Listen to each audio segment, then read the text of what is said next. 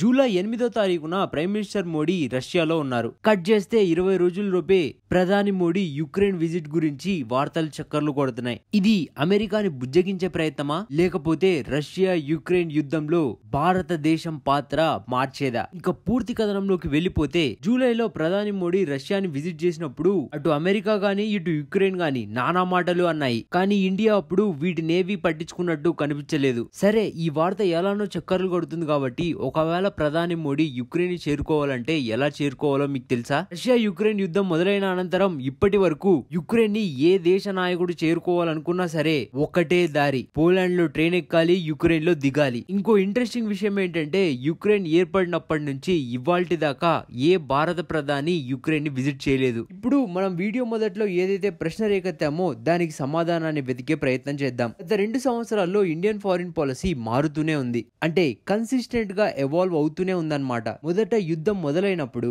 Indian foreign policy United Nations ని support చేస్తూ చర్చల ద్వారానే సమస్యను పరిష్కరించుకోవాలనే స్టాండ్ ని ప్రదర్శించింది. కానీ ఎక్కడా రష్యాని కండెమ్ చేయలేదు. ప్రస్తుతం రష్యా యుక్రెయిన్ వార్ పట్ల ఇండియా యొక్క స్టాండ్ ఏంటో ప్రధాని మోడీ రీసెంట్ రష్యన్ విజిట్ లో మాట్లాడిన మాటలు మనకు చెప్తాయి. సో ప్రధాని మోడీ రష్యా ప్రెసిడెంట్ పుతిన్ తో ఏమన్నారు?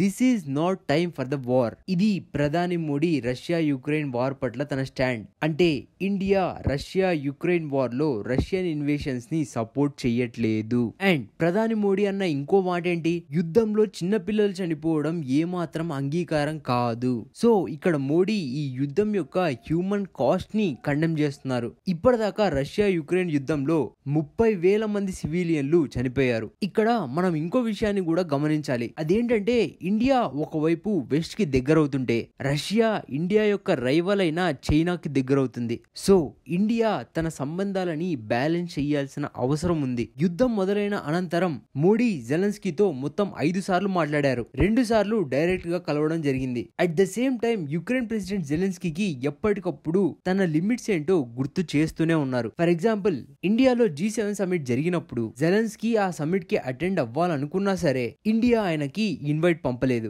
ఇలాంటి సంఘటనే ఇంకొకటి ఏంటంటే, స్విట్జర్లాండ్ లో పీస్ టాక్స్ జరిగినప్పుడు జెలెన్స్కీ మోడీని ఆహ్వానించారు, కానీ మోడీ అటెండ్ అవ్వలేదు. కేవలం ఇండియన్ రిప్రజెంటేటివ్ ని మాత్రమే పంపించారు, ఎందుకంటే ఆ పీస్ టాక్స్ లో రష్యా ఇన్వాల్వ్ అయ్యి లేదు. సో మోడీ యొక్క యుక్రెయిన్ విజిట్ నుంచి మనం ఏం ఎక్స్పెక్ట్ చేయొచ్చు? ఈ విజిట్ లో ఖచ్చితంగా యుక్రెయిన్ కి సపోర్ట్ చేయడాలుండవు, రష్యాని కండెమ్ చేసే పొలిటికల్ స్టేట్మెంట్స్ ఉండవు. ఇంకో విషయం ఏంటంటే, యుద్ధం అనంతరం రష్యాని యుక్రెయిన్ ని విజిట్ చేసిన ప్రపంచ నాయకులు చాలా తక్కువ. కానీ ఆ విజిట్స్ నుంచి పెద్దగా ఒరిగిందేమీ లేదు. కానీ మోడీ ఏమైనా చేయగలరంటారా? నేను దీనికంటే ముందు ప్రపంచ దేశాల్లో ఇండియా మాత్రమే రష్యా యుక్రెయిన్ కి మధ్య ఎలా మీడియేట్ చేయగలదో ఒక వీడియో చేశాను, కావాలంటే ఆ వీడియో కూడా ఒకసారి చూసేయండి. ప్రధాని మోడీ యుక్రెయిన్ విజిట్ నుంచి మీ ఎక్స్పెక్టేషన్స్ ఏంటో కామెంట్ సెక్షన్ లో మాకు తెలియజేయండి. వీడియోని ఇక్కడ దాకా చూసారంటే మా కాంటెంట్ కొద్దో గొప్ప మీకు నచ్చుండాలి. సో లైక్ చేసి సబ్స్క్రైబ్ చేసుకోండి గైస్. మరో ఇంట్రెస్టింగ్ కథనంతో ఇంకో వీడియోలో కలుసుకుందాం.